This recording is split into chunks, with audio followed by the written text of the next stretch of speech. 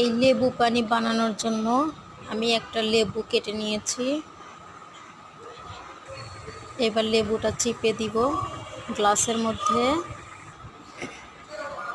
এই যে লেবুটা চিপে একটু ঠান্ডা পানি দিয়ে নিয়েছি, নর্মাল পানি।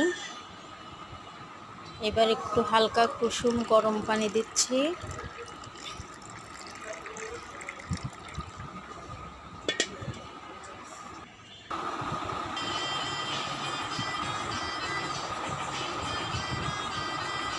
এবার একটু চিয়া সিড দিয়ে দিচ্ছি, সাথে একটু সাজনার পাতা গুঁড়া দিয়ে ভালো করে নেড়ে নিব। এটা অনেক উপকারী। যারা ডায়াবেটিক্সের পেশেন্ট আছেন তাদের জন্য উপকারী, যাদের বেশি মেদ আছে তাদের জন্য উপকারী।